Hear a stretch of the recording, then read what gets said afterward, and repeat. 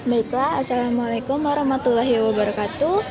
Jadi kami di sini akan mewawancarai salah satu tokoh agama yang akan kami bahas tentang Palestina dengan Pak Irfan. Silakan memperkenalkan diri. Baik, ya, terima kasih teman-teman sekalian. Saya nama lengkap Muhammad Irfan Abdul Aziz. Saya aktivitas berdakwah dan termasuk dai MUI, ya, angkatan standarisasi angkatan kedua.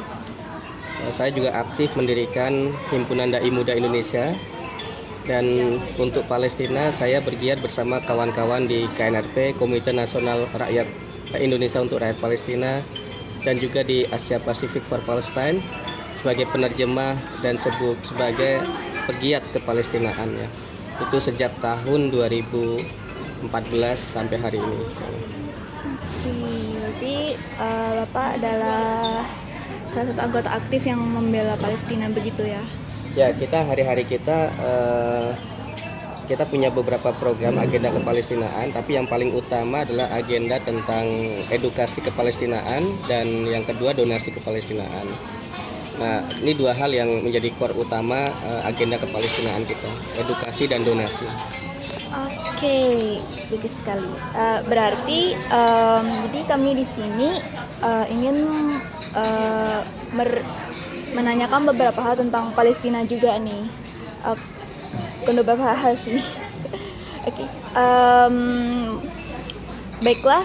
Jadi menurut Bapak sebagai salah satu anggota yang emang aktif ya untuk membela Palestina begitu, bagaimana pandangan Anda mengenai Palestina saat ini? Mungkin seperti kondisinya atau hal lainnya begitu. Ya, Palestina sampai hari ini masih terus berjuang untuk kemerdekaannya.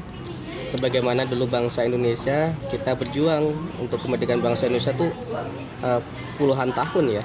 Ya. Yang paling semakin menguat itu ketika Sumpah Pemuda tahun 1928. Tapi kan terus berjuang gitu sampai 45, bahkan 45 ketika kita sudah merdeka pun kita masih berjuang gitu mempertahankan kemerdekaan itu gitu. Makanya ada agresi militer di Jogja, di Surabaya itu yang kemudian kita lawan. Nah, kondisi Palestina itu mirip dengan kondisi Indonesia zaman perjuangan itu. Mereka masih terus berjuang untuk memerdekakan dirinya, yang artinya tanah air mereka harus di bawah kedaulatan mereka seutuhnya. Itu perjuangan mereka hari ini. Nah, teman-teman sebenarnya bisa memahami perjalanan Palestina, penjajahan di Palestina itu yang paling bisa dicermati kan antara tahun 1917 gitu kan, di mana Inggris menyerahkan tanah ini kepada Zionis, kemudian tahun 47 PBB itu membuat rencana pembagian wilayahnya gitu kan. Ini yang membuat warga Palestina itu marah sebenarnya. Ini tanah kami kenapa semena-mena dikasihkan ke orang lain gitu kan. Ini tanah kami kenapa semena-mena oleh PBB dibagi-bagi gitu. Udah gitu pembagiannya pun tidak sama rata gitu. Sama rata aja kita juga nggak terima juga kan gitu. Yeah. Nah, kemudian 48 nanti bisa dicek ya di Google ya, peta-peta itu 48 kemudian ternyata diimplementasikan tidak sesuai rencana, lebih parah lagi gitu. Rencananya sudah penjajah mendapat bagian lebih besar, tapi ketika diimplementasikan 48 setahun setelahnya semakin besar lagi, semakin banyak lagi. Terus berlanjut sampai hari ini yang katanya tepi barat untuk Palestina, Gaza untuk Palestina, tapi Gaza dan tepi barat masih juga diduduki, diserang dan sebagainya. Itu sama halnya ketika kita dulu sudah merdeka, lalu tiba-tiba ada agresi militer ke Surabaya, Bung Tomo angkat suara, angkat bicara, angkat senjata untuk melawannya gitu. Atau serangan umum di Jogja gitu kan. Kan kita nggak mau gitu. Kita dikatakan ini punya kamu, tapi kemudian tanah kita masih diambil juga gitu. Lah berarti kan bukan punya kita gitu. Nah, itu kondisi sesungguhnya bangsa Palestina begitu. Makanya kami sebagai penggiat Palestina itu kemudian ini bukan soal konflik, ini bukan konflik, ini penjajahan. gitu. Sebagaimana dulu Indonesia dengan Belanda itu bukan konflik Indonesia Belanda, itu penjajahan Belanda ke tanah Indonesia gitu. Ya, Nah, kalau babnya penjajahan, maka solusinya adalah kemerdekaan. Gitu. Oke. Lalu mau nambah lagi kah? Apa udah cukup? Mungkin izin saya nambahkan, itu kan terkait kondisi ini ya. Nah, lalu bagaimana kondisi ya kehidupan hari ini? Kondisi kehidupan hari ini ya dalam kondisi keterjajahan itu semuanya serba terbatas. Pendidikannya terbatas, ekonominya terbatas ya. Pangannya terbatas, tempat tinggal terbatas, semuanya terbatas. Bahkan bisa katakan bukan hanya terbatas tapi nggak ada, hilang gitu. Hak-hak itu hilang, dirampas. Nah, tapi kita sebagai umat Islam harus sadar Palestina itu begitu gitu, itu tanah yang diberkahi. Itu harus kita sadari. Jadi meskipun mereka serba terbatas, tapi mereka masih bisa bertahan, nggak mau dipaksa keluar dari tanahnya, bahkan masih lanjut studi sampai S2, S3. Banyak kawan-kawan kita yang 21 tahun udah S3 orang Palestina, bahkan dia selesai S3-nya di dalam penjara. Nah, ini yang dilupakan orang-orang, bahwa Palestina itu tanah keberkahan gitu. Gaza sendiri tanah lahirnya Imam Syafi'i. Kita Indonesia ini mazhabnya mazhab Syafi'i kan. Makanya mestinya perhatian gitu. Kita bantu agar mendapatkan keberkahan yang sama. Rasulullah bahkan diperjalankannya untuk ke langit lewatnya Palestina dulu gitu. Padahal bisa aja kan langsung dari Mekah ke langit kan bisa aja sebenarnya kan. Tapi Allah memperjalankannya ke Palestina. Demi apa? Karena ada nilai keberkahan di situ. Jadi ini yang harus juga diingat. Tadi kondisinya begitu, kondisi bahwa Palestina masih terjajah. Karena masih terjajah maka semuanya serba terbatas, bahkan hak-haknya itu hampir hilang. Tapi dalam kondisi itu mereka tidak seperti orang-orang yang terpuruk di belahan bumi lainnya, yang ketika terpuruk langsung galau, langsung lesu, lemah gitu kan, tidak berdaya. Di sana mereka nggak galau. Ya udah, itulah kondisi yang mereka harus hadapi. Mereka tetap menghadapi kenyataan itu dengan semua ya tekad mereka gitu. Itu yang mungkin bisa jadi satu hikmah yang kita ambil, semangat itu gitu kan. Kita kan di sini kawan-kawan suka baru dapat cobaan dikit langsung galau gitu, langsung ngeluh gitu ya. Di sana saya kira itu ya teman-teman ya. Oke, baiklah. Aku mau nanya. Jadi Ustadz kan Palestina kan dijajah sama Israel kan, itu sudah dari tahun kapan, gimana sejarahnya? Kayak kan kalau Indonesia kan dijajah sama Belanda. Penyebab Belanda jajah Indonesia itu awalnya karena ingin mencari rempah-rempah di Indonesia, lalu yang ujung-ujungnya tuh menjadi penjajahan gitu. Nah, kalau di Palestina itu bagaimana alasan awalnya gitu, dan sejak kapan sejarahnya? Ini teman-teman harus paham. Coba buka pulang dari sini, buka Google Map ya, tulis aja Palestina gitu kan. Nanti teman-teman akan ketemu satu titik yang sebelah baratnya itu Laut Tengah, sebelah timurnya itu negara-negara Arab, Asia. Nanti di atasnya itu ada negara Eropa, di bawahnya negara Afrika. Kalau teman-teman geser nanti, kalau di layar HP itu digeser sampai mentok ke sini. Nanti kan titiknya sini kan. Kita geser sampai sini, titiknya ketemu sini, lalu digeser lagi sampai sini, ketemu 2 kali. Udah habis itu. Nanti sampai ke perbatasan mau ke Amerika. Sebaliknya gitu, geser lagi ke sini, ketemu satu layar, geser lagi ketemu satu layar. Itu menunjukkan bahwa Palestina ada di tengah-tengah dunia. Nah, semua sesuatu yang ada di tengah-tengah itu biasa jadi rebutan dan biasa jadi crowded. Orang lalu lalang ke situ, simpang untan gitu kan, simpang apalagi tuh. Ya pokok persimpangan, makanya setiap persimpangan perlu ada rambu-rambu. Kalau nggak ada, crowded itu, semua lalu lalang ke situ. Nah, Inggris juga kepentingan di situ, Kak. Kenapa penting untuk ngambil wilayah itu? Karena Inggris kan jajahannya sampai India. Untuk kirim barang, untuk kirim makanan ke pasukan-pasukan di India, dia harus punya jalur yang aman gitu. Nah, itu poinnya. Selain itu, mereka tahu betul Palestina ada di tengah-tengah dunia Islam.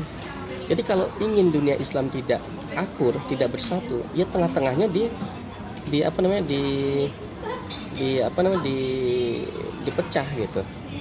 Jadi dua hal itu. Pertama ingin dapat akses ya, ke negara-negara jajahannya, ada India dan sekitarnya.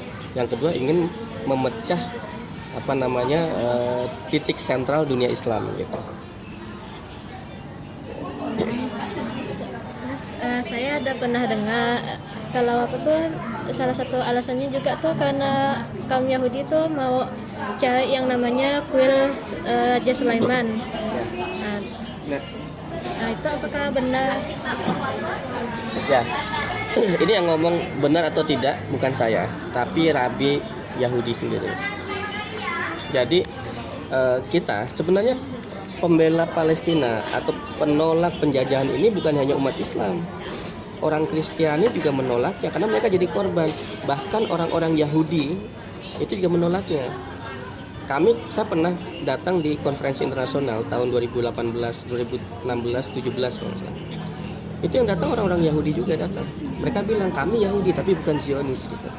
Nah, kata mereka itu omong kosong mereka gitu. Tentang kuil, tentang sebagainya nggak ada dalam kitab-kitab Taurat mereka, tidak ada itu gitu. Kenapa mereka melakukan itu? Karena mereka ingin memobilisasi orang-orang Yahudi di berbagai macam negara untuk datang ke Palestina gitu. Tujuannya untuk apa? Ya untuk menduduki Palestina, mendukung pencaplokan yang mereka lakukan terhadap tanah Palestina gitu. Jadi kalau ditanyakan apakah itu benar atau tidak, ya kami merefer pada apa yang disampaikan para rabi-rabi itu, katanya itu nggak ada gitu. Kemudian para arkeolog juga meneliti. Sekarang ada tuh batu-batu sebagainya itu apa namanya itu bukan batu-batu dari dulu, dibikin aja sekarang direkayasa hari ini gitu. Makanya mereka getol banget tuh nama-nama jalan langsung diganti jadi bahasa Ibrani gitu kan. Gitu. Saya kira itu. Jadi itu nggak benar dan penolakannya bukan hanya dari kita tapi dari orang Yahudi sendiri menolak itu. Nah, sebenarnya kalau mau baca kondisi tentang Palestina ada kita punya buku-buku tentang kisah-kisah kekinian tentang Palestina itu berbahasa Inggris. Boleh diterjemahkan oleh kawan-kawan yang pendidikan bahasa Inggris nih. Saya. Oke, ada lagi? Tadi kan Ustadz ada bilang sekarang sedang apa tuh giat di kegiatan untuk kayak edukasi kepalestinaan kan sama donasi juga. Itu seperti apa kegiatannya dan sudah kemana aja gitu? Ya. Ya, jadi kenapa saya sebutkan edukasi dan donasi? Karena edukasi, ya, karena untuk peduli itu perlu itu. Orang akan peduli kalau teredukasi dengan baik. Orang wujud kepeduliannya itu akan tampak kalau ya dia ikut berdonasi gitu. Nah sebenarnya kita meyakini gini kan, ini pakai bahasa Arab nih bukan bahasa Inggrisnya, nanti coba diterjemahkan ya. Tahrirul Filistin thaqafiyatan awalan qabla tahrirul ardiyah. Kita membebaskan Palestina secara wawasan terlebih dahulu sebelum tanahnya gitu. Konteks ini di mana-mana bukan hanya Palestina. Waktu kita Indonesia kenapa ada Sumpah Pemuda? Itu kan untuk membangun kesadaran juga bahwa kita satu bangsa, satu tanah air, ya, satu bahasa kan begitu. Kalau kesadaran itu nggak muncul, nggak ada itu namanya perang kemerdekaan gitu. Nah, bersama juga Palestina.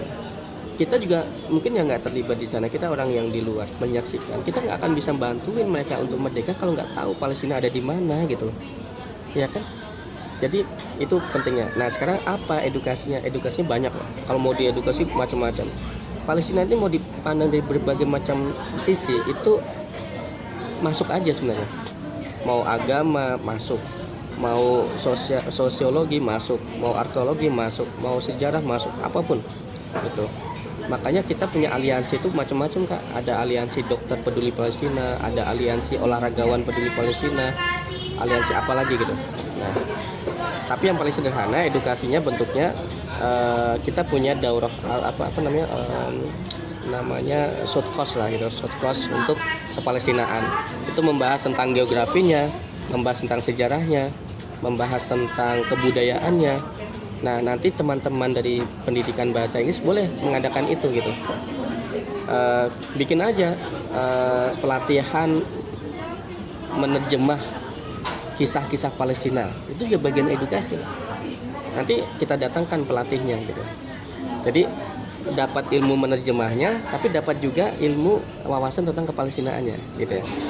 Atau nanti mengenal budaya, kan karena pendidikan kalau bicara bahasa itu sangat terkait dengan kebudayaan gitu. Mengenal budaya Palestina dan sebagainya. Nah, itu contohnya. Gitu. Tapi kita juga punya program pengenalan tentang Baitul Maqdis ya. Pengenalan tentang kota Al-Quds gitu. Nah, kalau donasinya saya pribadi punya gerakan tuh Kak. Ada nggak ya?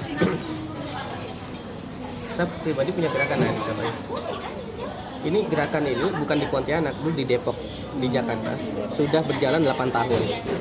Ini gerakannya kayak gini sederhana. Setiap tanggal 10 saya mengajak 10 orang donasi minimal 10.000 rupiah.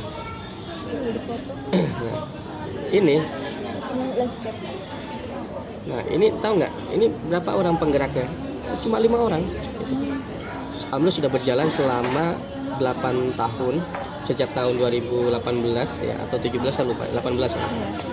Kan 19, 20, 21, 22, 23, 24, 25, 7 tahun ya. Masuk ke tahun ke-8 sekarang. Nah, alhamdulillah tiap bulan kita bisa menghimpun antara 2 sampai 5 juta. Alhamdulillah. Nah, maksud saya, bisa nggak nih di teman-teman pendidikan sejarah lakukan ini? Nanti bisa kita join gitu. Setiap tanggal 10 spontan aja, lagi nongkrong di mana, gue lagi ini nih ada mau ngajakin donasi, mau nggak nih? Minimal 10.000, atau kalau nggak ada 10, 2.000 juga boleh, 1.000 juga boleh, 500 juga boleh gitu. Udah spontan aja keliling gitu. Tapi kalau yang melakukan ini ada 2, 3 orang, 5 orang, kan hasilnya lumayan. Nah, yang gini-gini jangan mikirin ini emang ngefek. Ya kalau dihitung begitu sulit kita menjelaskannya. Tapi yakin aja, kita nggak pernah tahu amal mana yang paling bernilai di hadapan Allah. Kan kita banyak amal ya, insya Allah kita berusaha banyak amal kan. Nah, mudah-mudahan kita nggak tahu tuh. Bisa jadi pertemuan kita ini ternyata dari sekian banyak edukasi yang kami lakukan, pertemuan ini itu dipandang lebih dipandang Allah dibandingkan edukasi-edukasi yang lain yang kami lakukan. Itu yang membuat saya semangat ketika antum menghubungi saya gitu, ketika kakak-kakak menghubungi saya kan. Saya nanya mau ketemu di mana gitu ya. Kalau kita cuma berpikir tentang ini urusan orang gitu, saya nggak usah datang ke sini kan, saya nunggu tempat saya gitu. Kalian yang datang ke saya kan begitu ya. Begitu. Tapi kan ya, kita sedang ngurusin Palestina gitu. Jadi ini bukan semata-mata urusan teman-teman yang sedang mendapatkan tugas dari PAI, tapi ini urusan saya juga karena kita sedang membahas Palestina gitu. Oke.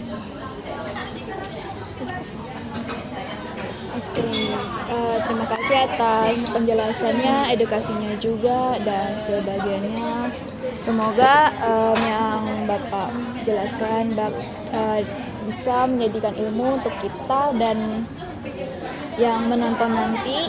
Terima kasih juga atas waktunya, sudah meluangkan waktunya untuk berdiskusi tentang Palestina ini juga. Oke, mungkin sekian dari itu. Terima kasih Bapak. Assalamualaikum warahmatullahi wabarakatuh. Waalaikumsalam.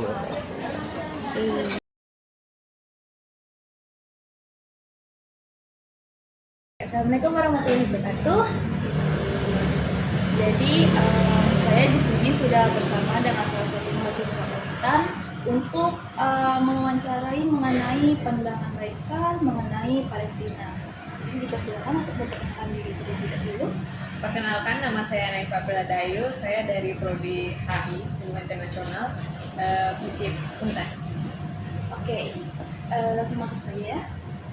Jadi menurut Kak Naifa sendiri, bagaimana pendapat Kak Naifa mengenai pandangan Palestina? Seperti mungkin kondisi saat ini, atau mungkin tentang konflik yang sedang terjadi di Indonesia.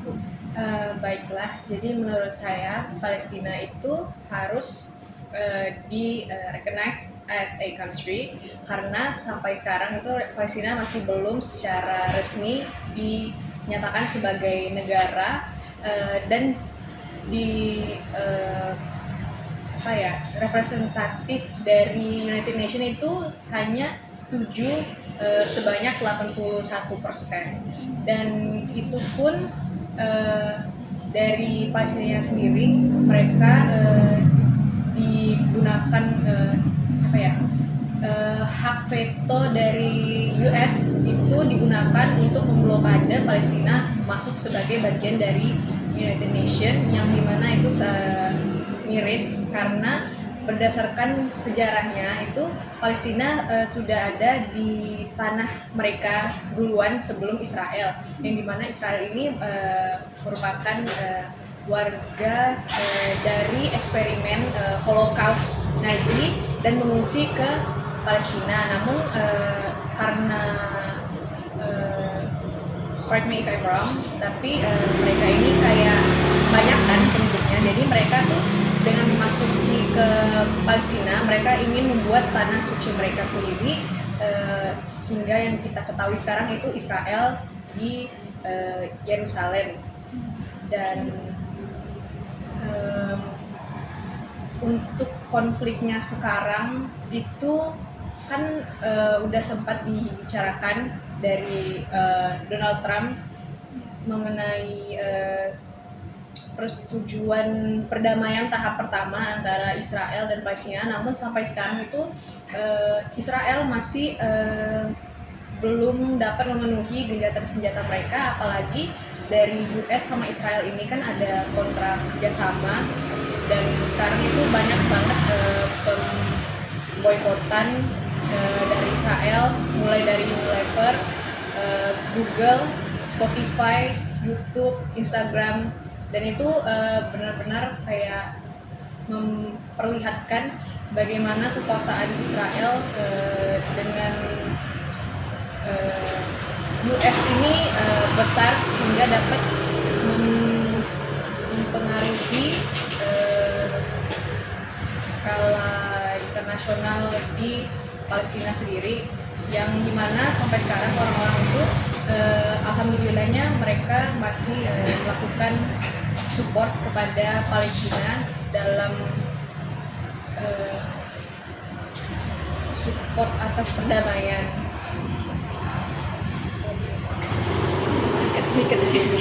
Sabar loh, sebentar aku cek lagi. Ini agak ini, ya udah nggak apa lah. Belum. Ya, sudah dipikir. Nah, ditambah lagi dengan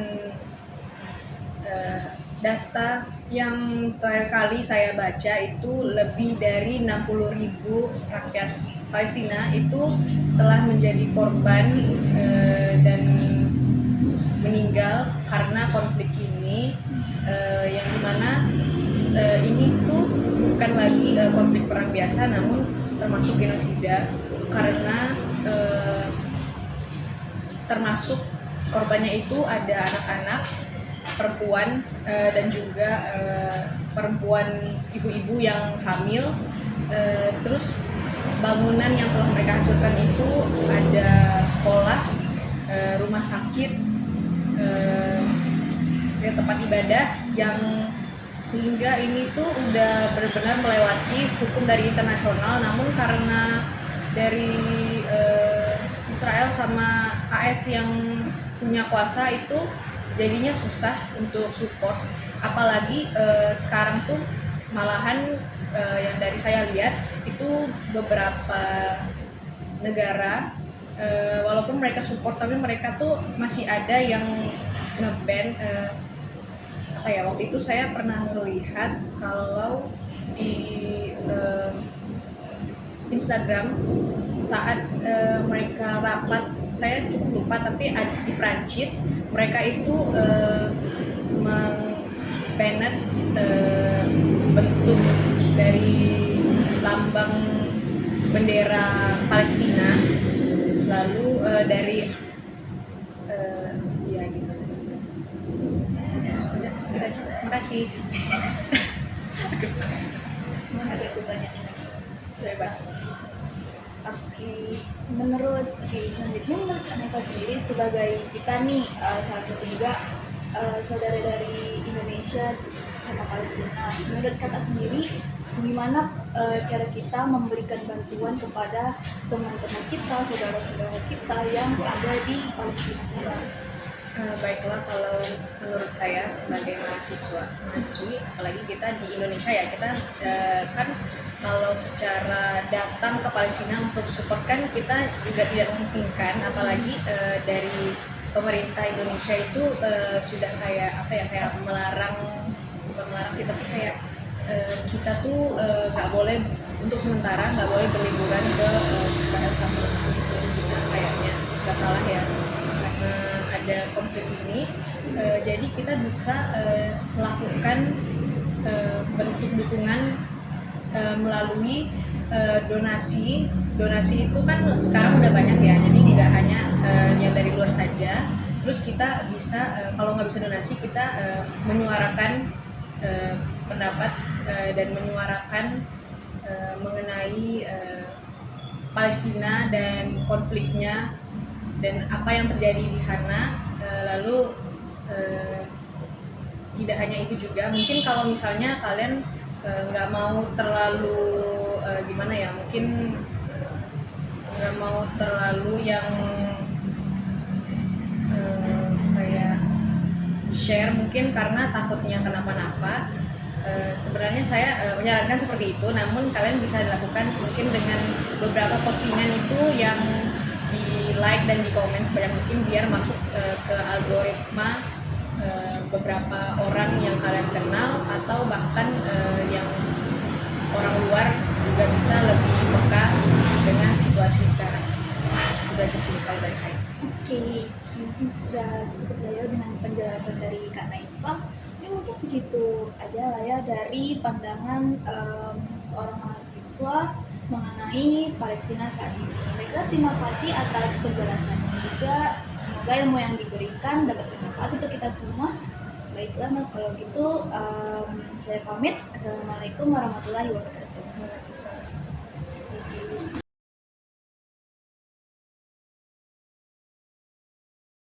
Oke, assalamualaikum warahmatullahi wabarakatuh. Waalaikumsalam warahmatullahi wabarakatuh. Jadi di sini saya sudah bersama dengan seseorang yang ingin saya wawancarai mengenai seputar Palestina. Oke, dengan Kak siapa? Anda bisa panggil saya Queen. Oke, dengan Kak Queen di sini. Jadi pertanyaan pertama, menurut Kak Queen sendiri bagaimana? Apa pandangan Kak Queen mengenai kondisi Palestina untuk saat ini? Wah, kalau buat kondisi Palestina ya cukup sedih sih ngelihatnya sebenarnya. Soalnya gimana nggak sedih kalau mereka tuh di negara sendiri sengsara karena di genosida gitu istilahnya. Nah, apalagi baru-baru ini Palestina diserang lagi ya kan? Belum lama ini waktu itu kalau nggak salah kabarnya Palestina itu ya sama Israel gencatan senjata. Ya, sebelumnya pernah gencatan senjata, lalu kemudian terjadi serangan mendadak lagi dari pihak Israelnya. Ya, itu sebenarnya itu cukup udah melanggar HAM banget sih. Jadinya harusnya menurut saya tuh PBB udah bertindak, tapi sayang sekali pihak PBB masih belum bertindak sampai sekarang karena mungkin masih ada Amerika yang mendukung Israel ya. Terus Palestina sendiri sekarang apa ya, udah berjatuhan sangat banyak korban, apalagi tidak memandang usia, mau itu bayi, anak kecil, orang dewasa, wanita, pria. Bahkan saya pernah mendengar kalau Israel itu sempat menculik orang-orang dari Palestina. Warga Palestina. Iya, terus kabarnya mereka semua belum selamat gitu. Jadi kayak soalnya dari situ kita bisa tahu kalau misalnya kondisi Palestina ini sangat tidak biasa dan memprihatinkan karena yang namanya genosida sendiri itu ya em, Nanti dikat kamu lagi. nanti dikat. sabar bingung istilahnya gimana ya. Aku jadi kayak ngulang-ngulang gitu enggak sih? Oh ya.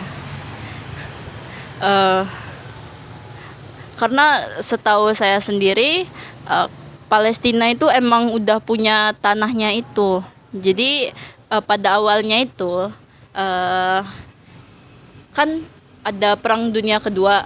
Nah itu tuh tanahnya Israel itu kalau tidak salah diserang oleh Jerman. Nah di situ pengungsi Israel pergi ke Palestina. Nah di situ mereka tuh akhirnya diterima lah di Palestina sebagai pengungsi. Nah karena negara lain tuh pada nggak mau nampung gitu. Mm-mm. Nah seiring berjalannya waktu nggak disangka Israel itu malah nyerang Palestina. Menyerang Bali. Iya, jadi rasanya kayak pengkhianatan banget. Ya, kalau ada disuruh mengibaratkan ini ibaratnya air susu dibalas air tuba gitu. Ya, mungkin itu aja sih Kak. Oke, baiklah. Oke, lalu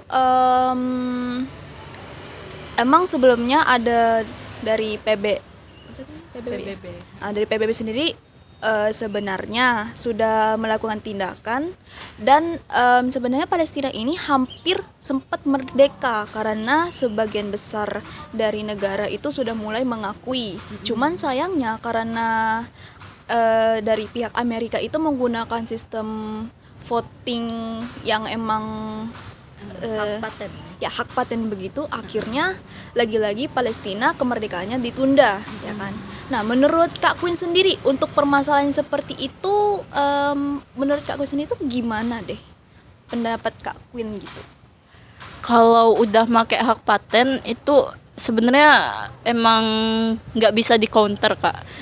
Jadi agak susah kalau misalnya dari Amerikanya sendiri atau dari negara-negara yang punya hak paten sendiri nggak setuju. Satu-satunya jalan menurut saya itu kalau nggak menyadarkan petingginya Amerika menggantikan orangnya langsung gitu. Jadi mau gimana lagi kalau udah punya hak paten itu kan mutlak gitu ya. Iya. Oke, baiklah. Oke, setelah membahas tentang permasalahan kondisi Palestina di dalam sana, menurut Kak Queen sendiri, kita sebagai rakyat Indonesia ya kan, juga pastinya adalah saudara dari warga Palestina di sana. Menurut Kak Queen sendiri, gimana cara kita untuk membantu saudara-saudari kita yang ada di Palestina sana? Karena nggak mungkin juga, mungkin karena emang kita juga kesulitan ya, nggak mungkin juga untuk langsung terbang ke sana minta bantuan memberikan bantuan secara langsung. Apakah ada kayak cara lain untuk kita sebagai warga Indonesia yang ada di sini gitu untuk membantu mereka yang ada di sana? Baik, untuk memberikan bantuan sendiri sebenarnya ada banyak cara selain datang langsung ke tempatnya. Nah, salah satunya itu yang pertama memberikan donasi melalui dalam bentuk uang atau beras, mungkin makanan atau baju dan sebagainya. Itu bisa lewat media penyalur kayak misalnya yang bisa ditemui di platform online gitu. Tapi perlu diingat kalau nggak semua platform online itu dapat dipercaya. Jadi harus hati-hati dalam memilih media penyalur karena bisa jadi ada salah satu yang scam gitu. Karena adanya permasalahan ini akhirnya dimanfaatkan begitu ya, betul. untuk mendapatkan hasil untuk diri sendiri gitu ya. Iya betul. Silakan lanjutkan. Ya, kemudian bisa lewat media sosial juga kalau misalnya belum mampu secara untuk membantu secara finansial dan barang itu kayak membuat postingan yang mengajak orang-orang untuk menegakkan keadilan untuk Palestina atau sekedar menyadarkan kalau Palestina sendiri kondisinya masih memprihatinkan nih. Nah, atau bisa juga berkomentar di mana ya? Misalnya di suatu postingan, entah di postingan tentang Palestina atau di postingan yang mendukung Israel gitu. Baru orang-orang di sekitar yang melihat juga akhirnya hatinya tergerak gitu. Iya, betul kayak gitu. Terus kalau mau juga bisa dari ngobrol langsung gitu ke teman-teman yang lain gitu. Biar misalnya teman yang satu tuh masih belum sadar gimana sih kondisi Palestina sekarang? Apakah emang masih memprihatinkan? Nah, dengan adanya orang yang mengajak membicarakan isu-isu dari Palestina, orang satunya mungkin bakal tergerak hatinya buat membantu atau misalnya menyebarkan juga gitu. Oke. Apakah sudah? Sudah. Oke. Terima kasih banget atas penjelasannya dari Kak Queen juga tentang penjelasan juga mengenai kondisi Palestina saat ini, lalu cara kita untuk membantunya itu sangat bermanfaat sekali, sangat benar-benar ya. Semoga apa yang Kak Queen jelaskan itu dapat menjadi pembelajaran juga untuk kita ya. Dan ya, terima kasih atas penjelasannya segala macam untuk Kak Queen. Semoga yang Kak Queen sampaikan bisa bermanfaat ya. Oke, baiklah mungkin untuk secukup sekian dulu dari saya dan Kak Queen. Oke, kami pamit. Assalamualaikum warahmatullahi wabarakatuh. Waalaikumsalam warahmatullahi wabarakatuh. Bye-bye.